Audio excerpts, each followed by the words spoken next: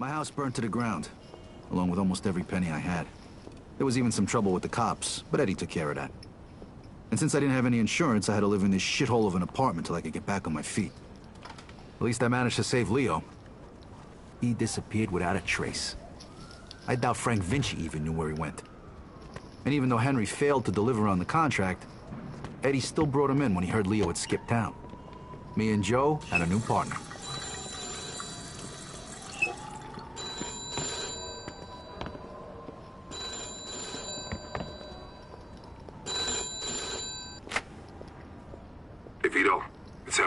Hey. Listen, I'm setting up something big. I want you to come in on it. If you're interested in hearing more, come meet me at Lincoln Park and bring a piece. Okay. I'll see you there.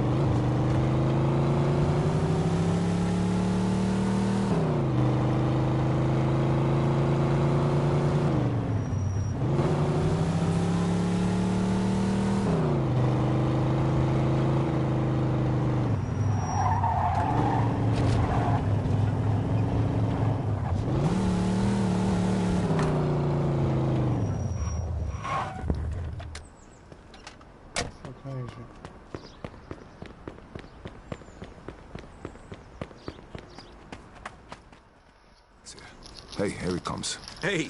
What's up? Hey, Deel. Take a seat. All right, listen. I've been doing some research into Carlos' business. So? So, the only reason he had Clemente killed was because he was selling dope too, and he was stealing his customers. Now he just needs to get rid of one last obstacle. The one guy who could fuck things up and ruin his plan to become the main supplier for the whole city. Frank Vinci. Where'd you get all this? I talked to a few people I trust. Okay, so what does this have to do with us? 'Cause if he can do it, why can't we? A kilo of heroin costs $2,500 over in France. Then it's another $1,000 to get it here. And? And we pick up 11 grand for just driving the stuff to the dealers. That's $7,500 profit a kilo. Yeah, but what about Falcone? Carlo won't find out. And even if he does, he'll just threaten us and demand a cut.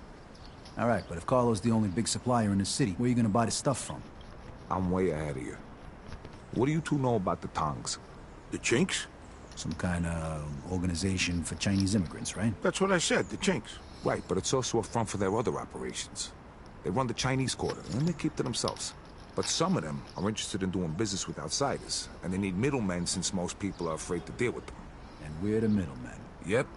They'll give us 10 kilos to start. For how much? 35 grand. And we can sell it for... 110.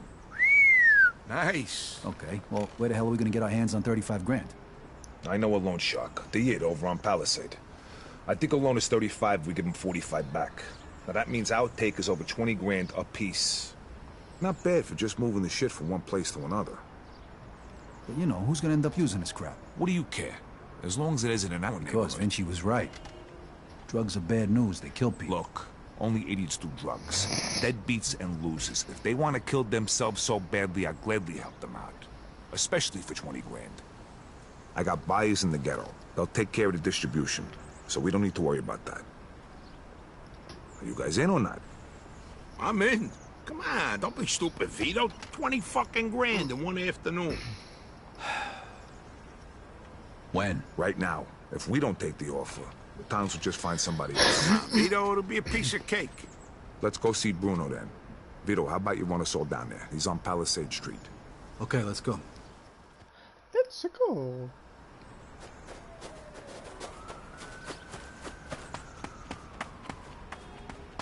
Duh. Fuck maar aan. Ik heb maar een 2 persoon.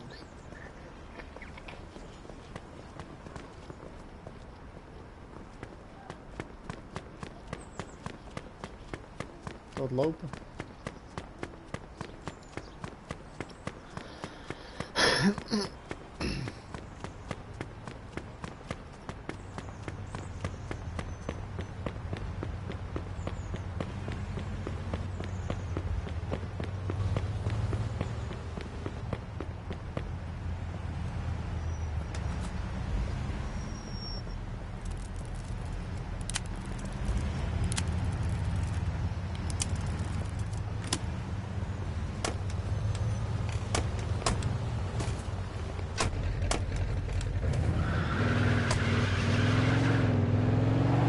So who's this guy we're gonna see here?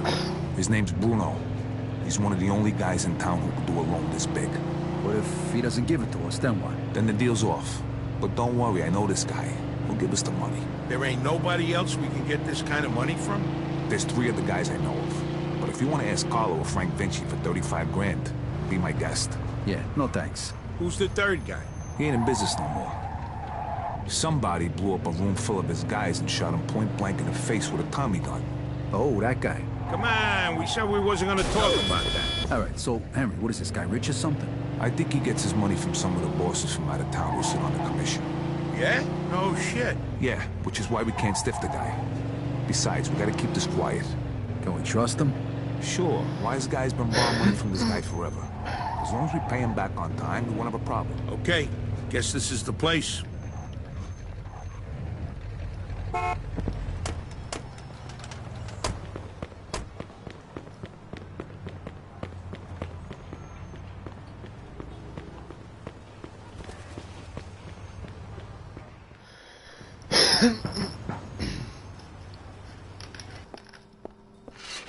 Hi, fellas. We're here to see Bruno.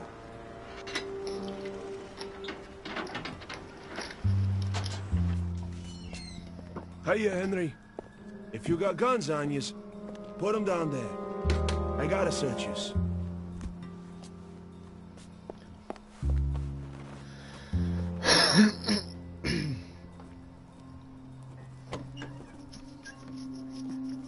Hiya, Bruno. Hello, Henry. So, to what do I owe the pleasure of your company today? I need 35 grand in $20 bills. Oh, that's a lot of money, Henry. A lot of money. Tell me, why should I give that much to a small-time guy like you, huh? Convince me. I got a sure thing. You'll have 45 by the end of the week.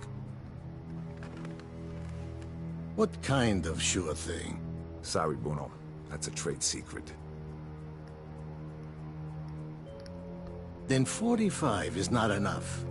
I'd be more comfortable with 65. It's a bit steep, even for you. 50's all I can do. Henry, I have no guarantee I'll get my money back. And you have nowhere else to go. So, how about 60? Don't think of it as interest. It's more like my cut of the profits. 55, final offer. Anything more than that, it's not worth my time. Deal. I'll give you $35,000 today, and you'll give me $55,000 by Friday. If you don't pay it back by then, the debt goes up by $10,000 every week. You'll get it by Friday. Okay. Isaac, prepare $35,000 in $20 bills. Now, you know I trust you, Henry, but if you screw me, remember these wise words from the Bible.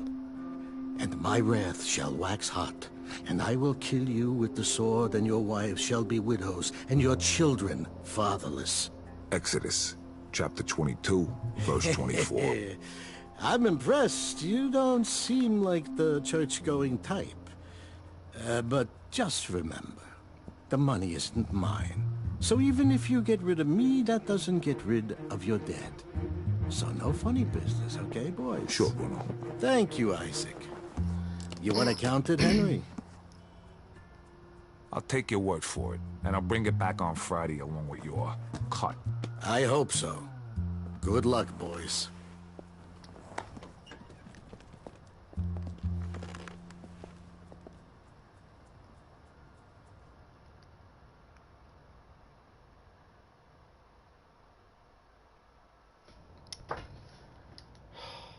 Hij loopt al te vast. Dit is zo irritant, jongen.